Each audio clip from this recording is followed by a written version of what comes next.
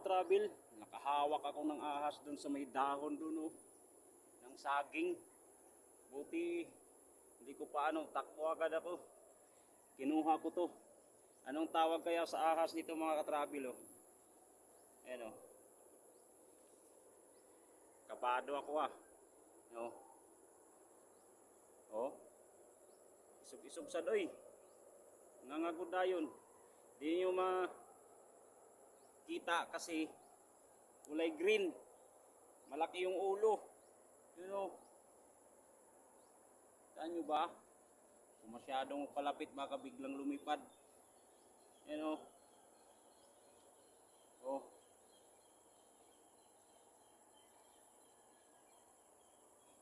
Oh. Kulay green. Laki yung ulo. Dun yan sa may dahon. Dun o.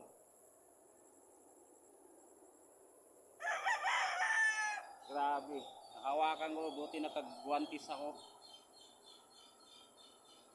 Ano kaya tawag dyan?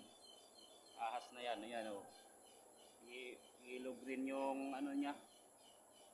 Hindi naman yan yung mahabang na ang tawag doon. Manlulukay. Yung maliit lang siya. Tapos sobrang haba. Ito malaki. Tapos maiksi.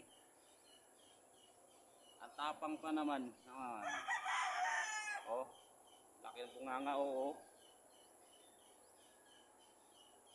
Oh. Grabe.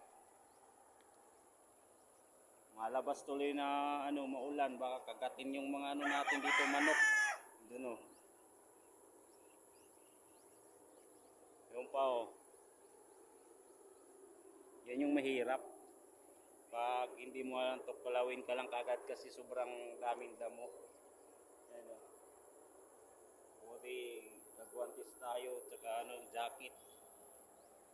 Kawawa. Kawawa ang buhay. Ang mga travel.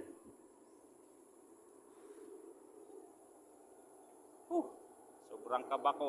Sobrang kaba. Pawisan tuloy ako kahit umaambon. Sa sobrang kaba yan.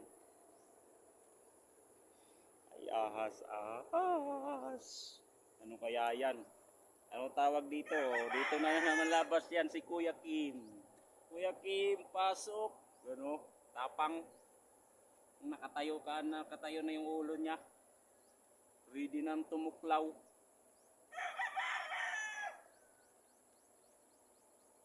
Okay, balik na tayo. Palayasin natin yan. Saan ba yung palayasin? Kulay green mga katrabil. Ayaw lumapit kaya doon lumilipad.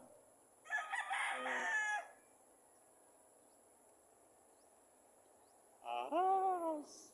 Tamo. Tapang yan, matapang. Oh.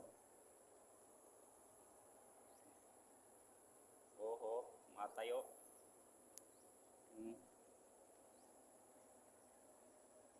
Ayan na, naglakad na.